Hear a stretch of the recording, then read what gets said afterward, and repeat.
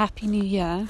I don't know if I've got a wet bum walking into this shot because I already had to check to see if I was in frame, which I think I am. And yep, definitely getting a wet bum. That's fine. I thought I would bring us outside today. And I'm filming on my phone. Hi, you are very far away. So because you're so far away, I have borrowed Mr. M's phone and I'm recording the audio on this. And I'm hoping that I can sync all that up and it'll be fine, and that this will be a video that you happen to be watching. So if you are, hey, welcome to the new year. December wrap up and best books of the year videos are forthcoming, but I thought today what I would sit down and do is talk about reading year as a whole. And I'm using a tag, I think it's called the postscript tag, that has been going around, and I think it's interesting because you get to talk about books that maybe you wouldn't talk about in your favourites video. At least that's what I'm going to try and do today. There will be some crossover, but hopefully not too much. So I'll be talking about lots of different books over the course of the next 10 days as I catch up on all of the end of year stuff. I've written things down in a notebook and I thought that we could, let's see if I can balance it. Also realised I'm looking like a walking Lucy and Yak advert today. I promise, not sponsored, not gifted. I am just a massive fangirl because I enjoy dressing up like a children's TV presenter, and I feel like this is my true form right here. Oh my goodness, it's hard to do this one-handed. Okay, right, we've got to the very back of the notebook. I'm going to need to start a new notebook because it's a new year, and that's a very satisfying feeling. Okay, so the first question in this tag is, what was the longest book that you read, and also the book that took you the longest to finish, which I think is a really interesting question because it's not the same book for me for both of those answers, and I think that's probably the case for lots of people. So the longest book that I read this year was Fingersmith at 592 pages, and I listened to that on audio. It's narrated by Juanita McMahon. Also, I'm considering this a challenge because even though I've made notes, I don't have any of my books here, as you can tell. I don't have a stash hidden away in the woods, which actually would be very cool. Anyway, I'm getting off topic. Fingersmith, 592 pages. I really, really enjoyed that book. As I mentioned in my reading wrap up in November, would have enjoyed it more if I hadn't seen the film Handmaiden first, because I ruined it a bit for myself. And the shortest book, because if we're mentioning the longest book, I feel like I should mention the shortest book. The shortest book that I read was Horticultural Appropriation by Claire Ratinon and Sam Ayre, which was part of a series of pamphlets about gardening and the British Empire and colonialism, and it's brilliant. And I wrote an article about that this year, which I will link in the description box if you would like to go check it out. But that one was 24 pages. But the book that has taken me the longest to read, there are some books that are still sitting on my bedside table that I haven't finished yet, but probably actively reading. I think the one that took me the longest to finish was Entangled Life by Merlin Sheldrake, a non-fiction book about mushrooms, which is really, really fascinating, but just I wanted to absorb it slowly. And then a book that has been sitting on my bedside table since spring, I think, is Growing Up Disabled in Australia, which is edited by Carly Finley, and I love it, and I think it's going to be a favourite book. But I read a lot of books for Disability Readathon in the spring, and as any disabled person will tell you, it's so empowering to read lots of books about disability, but it's also very exhausting because you're having to not just live the ableism, but read the ableism, critique everything that's being said, absorb it, and it's a lot. So I've been consuming that essay collection slowly, and because it's an essay collection, it lends itself to reading slowly because you can read a piece here and there. Question number 2 is a book that you read that is outside or was outside of your comfort zone. And for me, I think I have to pick Greensmith by Ayre Whiteley, which I read in November. No, this month? When did I read it? I included it in a reading vlog recently. I think I read it in December. Yeah, so that was last month. Oh, the days, the months, they just blend together. Okay, I read it in December. It's starting to rain. Can you hear the wind as well? There was a storm last night. It's about a horticulturalist called Penelope who has to try and save the universe because a virus has swept across the universe, which is turning all plant life to goop, which would be very sad indeed. And it's a ridiculous book. It's chaotic and funny and absurd, and it's just not the best book I've ever read by any means, but I very much enjoyed the reading process. I don't tend to go for like epic sci-fi stuff, but it was fun. I normally go for social sci-fi if I go for sci-fi. Question number 3, how many books did you reread? Well, and I probably should have said this at the beginning, I should probably say how many books I read. So in 2021, I read 150 books, which is not a number that I was aiming for, but it is a nice round number. So 150 published books, and then I read probably about 20 unpublished books for work. And I haven't reread much this year at all, but when I have reread, it's been in audiobook form. And I think we could all just say it together. I reread the Frida Klein series by Nikki French. There we go. So that's 8 books. I reread 8 books. I love listening to them on audio. They're narrated by Beth Chalmers. I nearly said Chambers. No, Beth Chalmers. And I just go back to them time and time again. There were only probably a few weeks this year where I wasn't listening to the series, because I re-listened to it at least twice. I love it, but I've talked about them a lot, so let's move on. So, favourite reread, not quite moving on, but probably Waiting for Wednesday and Thursday's Children are my favourite from the Frida Klein series. If you're looking for a new crime series, I would recommend. I made a video this year talking about all of Nikki French's books, so I'll link that video in the description box down below. They have written 24, I think. I can't quite remember, but I will say in that video, so you can go and check it out. Question number 5, a book you read for the first time and will want to reread. So probably the Kay O'Neill books that I read this year. I think maybe I only read one Kay O'Neill book, which would be the second in the Tea Dragon Society series. And graphic novels I tend to revisit. Obviously the ones that I love, and audiobooks are books that I revisit a lot. So audiobooks that I read for the first time this year that I look forward to revisiting in the future are Passing by Nella Larsen, which was narrated by Tessa Thompson. I still haven't watched the film that came out this year. I really, really want to watch that. And also The Red Room by Nikki French, which is a standalone of theirs, and that one is narrated by Kate Rawson, and I really enjoyed the reading experience of that. I thought that everything was pretty perfectly balanced. It was a wonderful crime book, so if you're looking for an introduction to their work, then that standalone would be one that I recommend. Oh, this next question has a long answer. Hang on. Are we going to have to grab the umbrella?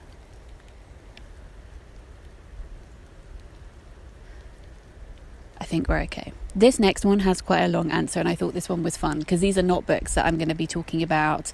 Well, certainly not all of these books. They're my favourite books of the year video. So the question is, favourite single short story or novella?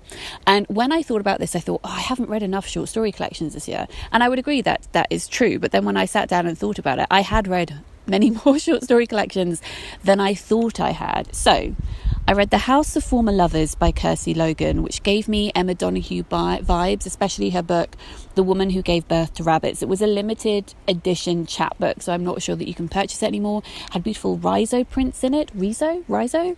Beautiful colour prints in it. And I really loved it, full of magical realism. It was great. And there was a story in there about a nanny that had bunnies that lived under her skirts, and the children that she cared for kept on trying to find them. I also read Arid Dreams by Dimwad Pimwana, which was translated from the Thai by Mweepa Popsicle. That one wasn't a favourite, neither was The Sea Cloak by Nowruz Kumot, which was translated from the Arabic by Perrine Richards. I read The Wilds by Julia Elliott, which has one of the most beautiful covers I've ever seen. And it had fantastic stories about the awkwardness of bodies during adolescence, which I particularly enjoyed. Malay Sketches by Alfian Sat was one that I read and liked. Record of a Night Too Brief by Hiromi Kawakami is a collection of long short stories or short novellas. And the first one in particular, which is about a girlfriend that the protagonist has to keep on consuming, like eating. It sounds weird when you say it like that. It is weird. It's very beautiful. I love that short story a lot. Chattering by Louise Stern was a short story collection that I felt really let down by. And I was also let down by Certain American Stories by Catherine Lacey. But weirdly, the first story in that collection, which I cannot remember the name of right now, is one of my favourite short stories ever. And it's about a husband who has been divorced from his wife, and he's worried because she's an author and he thinks that she's going to write about him. So he's writing her a letter saying, I really hope that you never write about me, but also how dare you never write about me, because surely you must think about me all the time. It's really meta, it's ridiculous, it made me laugh so much, but I found a lot of ableist things in the other stories in the book, which I was saddened by. I think we're going to have to get the umbrella. Hold please, hang on. Oh, satisfying. Now the question is, can I hold the umbrella and the phone and also the notebook? No. Okay, what was I saying? I read 2 anthologies. I read What She's Having, which is a collection of stories about women and food. And I also read an anthology called Cusp, which is feminist writings on myth, bodies and magic. And I enjoyed both of those. Now I have to do some kind of manoeuvring. Here we go.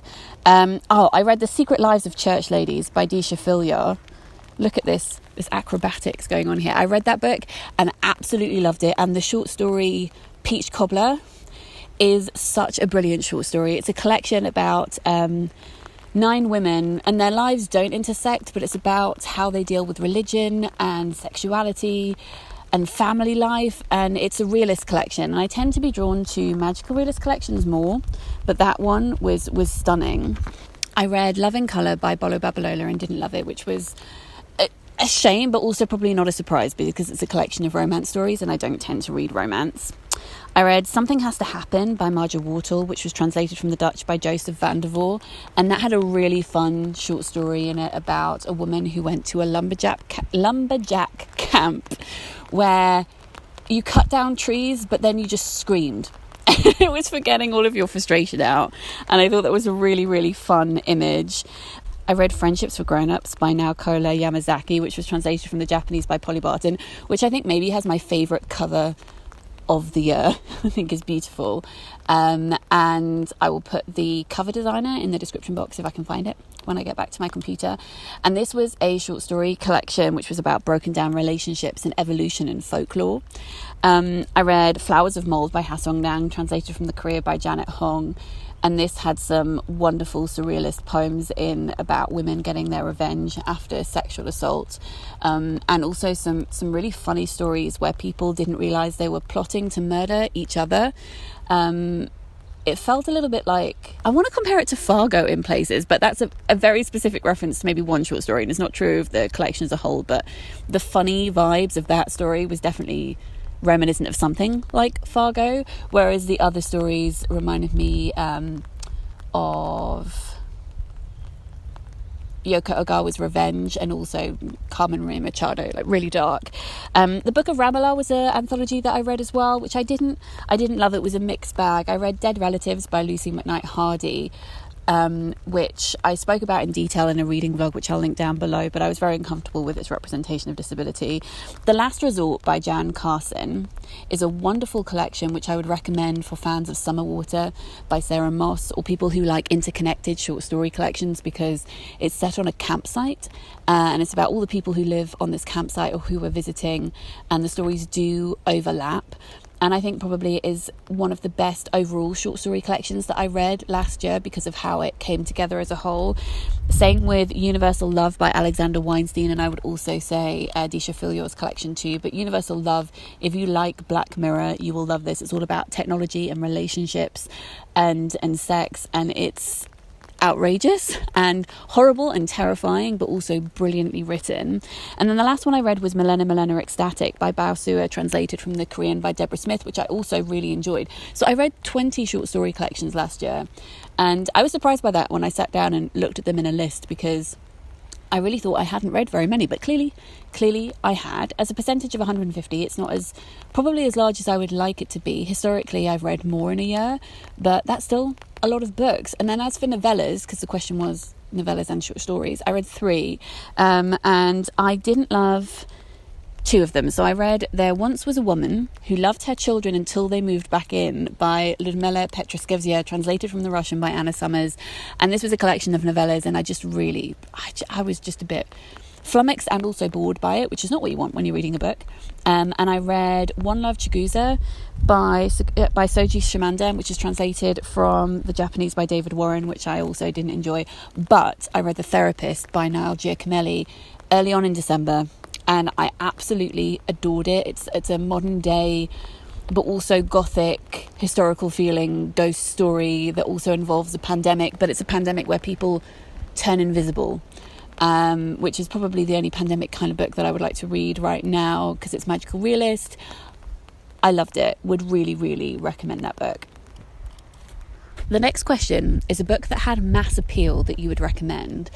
And I think probably the book I'd recommend is Amy Suter Clarke's Girl 11, which was a thriller that I read in the summer, which is about a true crime podcaster turned sleuth who's trying to solve this crime. And it had twists that I anticipated, which made me feel, smart. You want that as a reader. But it also had twists that I did not see coming, that shocked me. I was shooketh. And you also want that as a reader. So I would recommend that. I think that most people would enjoy that one, though trigger warnings for sexual assault. And then the next question is a specialised appeal. What book would you recommend, but only to a select group of people? And I picked a few for this one. I thought I could get away with putting that umbrella down, but I was mistaken. I picked a few for this one. I picked Boy Parts by Eliza Clark, which I listened to on audio. I think it's narrated by the author. If that is incorrect, I will put a correction on the screen. And I would recommend this to people who like... Who would I recommend this to? I would recommend it to people from the northeast of England, which is where I'm from, because the audiobook is narrated in Geordie and it made me think of home. But it's also a completely messed up book about a woman who is very sadistic and violent, but for specific reasons that make you feel for her. Like, she's trying to get her revenge on the world. It's like a Tesha Mosfegh meets Promising Young Woman. That's how I would describe it. I'd also recommend Mrs. Death by Selena Godin, again an audiobook narrated by the author. If you like Ali Smith, I would recommend this book. I would really encourage you to listen to the audio, because Selena's narration is just brilliant, and it's a book narrated by Death, who she imagines is a working class black woman in Britain, and she's travelling through time and talking about loss and love and life, and it's very disjointed and poetic. It definitely reads like poetry. There's much to recommend about that book, but I also know that lots of people probably wouldn't enjoy it because of how stream of consciousness it is. And then I've lost my place. What was my last one? Oh yes, The Archive of Alternate Endings by Lindsay Drager, which is a fantastic experiment imagining the lives of Hansel and Gretel throughout history as if it was a fairy tale about a boy who was kicked out of his home because his parents are homophobic. If you enjoy work by Maggie Nelson or Lily Huang or who else? I don't know, just if you enjoy really experimental fiction, if you're a fan of Fitzcarraldo editions, maybe give it a go. The rain is really falling now. The final question is, how do you feel about this past year with regard to reading and creating content? I'm happy with my reading. 150 is a lot of books. Books are my job in loads of different respects. If you're new here, I review books, I write books, I edit other people's books, I teach writing. So this year for me hasn't really been about growth. It's been about surviving, which I'm sure that many of us can identify with. I didn't write any new books this year. I wrote some things. I didn't create a whole book this year, and that is fine. I did have a book published this year. My 10th book came out in October, The Sister Who Ate Her Brothers, which I finished writing in 2020. And I'm very proud of working on that and promoting it from home, because it's been another whole year of shielding for me. So it's been inside my flat, hospitals, and out in nature. So this year was about surviving. I've done a lot of freelance editing work, run over 100 writing workshops. I've given talks virtually with publishers about disability and publishing and representation and how we can move forward.